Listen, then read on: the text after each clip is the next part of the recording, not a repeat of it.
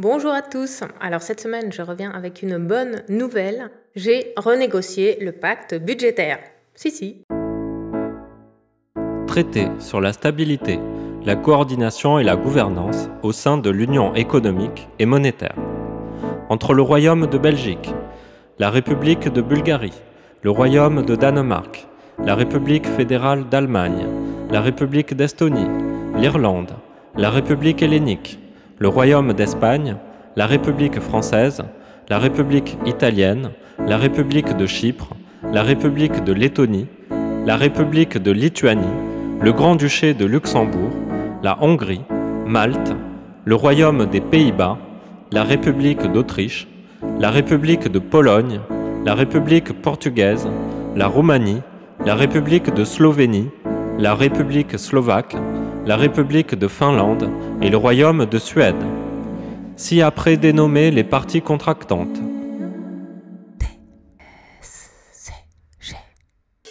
Conscientes de leur bonheur, en tant qu'États membres de l'Union européenne, de partager un espace de paix et de diversité, désireuses de favoriser une coordination équitable et démocratique de l'Union, tenant compte du fait qu'une politique d'austérité en période de récession ne pourrait avoir que des effets désastreux sur l'emploi, rappelant la nécessité pour tous les gouvernements de garantir aux citoyens une protection sociale afin de les prémunir contre les difficultés liées aux situations de chômage, de maladie et de vieillesse, se félicitant de l'impulsion nouvelle et courageuse donnée à la construction européenne depuis l'élection d'un président progressiste en France,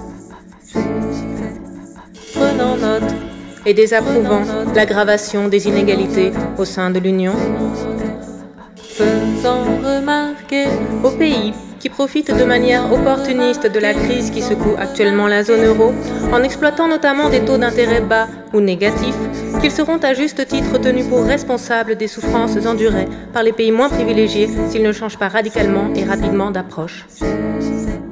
Soulignant le soutien total des pays membres aux peuples qui manifestent leur souhait de voir émerger plus de démocratie, de solidarité et de justice sociale au sein de l'Union. Faisant remarquer que l'octroi d'une assistance financière mutuelle est nécessaire et naturel entre les États membres et ne saurait être conditionné à une quelconque sanction d'ordre symbolique ou budgétaire. Exprimant la plus vive réprobation à l'égard des spéculations financières qui mettent en péril l'équilibre économique et la coopération qui règnent dans l'espace européen. Notant en particulier que l'aggravation récente des déficits publics n'est en aucun cas due à un train de vie excessif des États membres ou à un manque de compétitivité des travailleurs, mais bien à une gestion désastreuse des établissements financiers, qui devront par conséquent participer de manière substantielle à la réduction des dits déficits au moyen d'une fiscalité appropriée.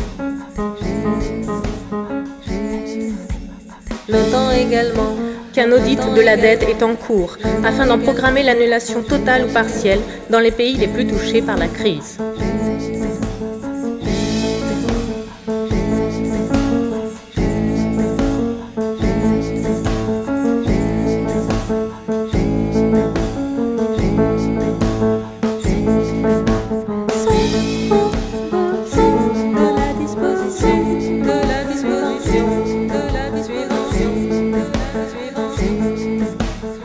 Sont convenus de la disposition suivante.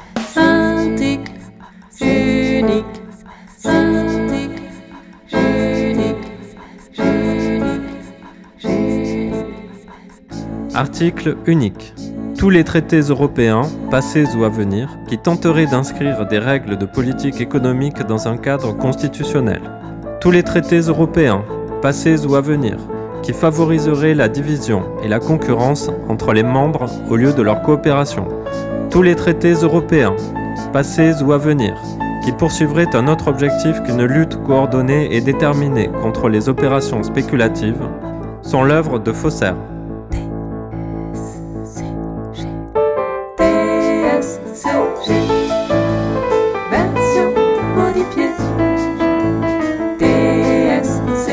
C'est mon devoir. Je veux préserver la qualité de la signature de la France à l'égard des marchés. Les 3% sont nécessaires pour la crédibilité du pays, pour la qualité de la signature. TSCG.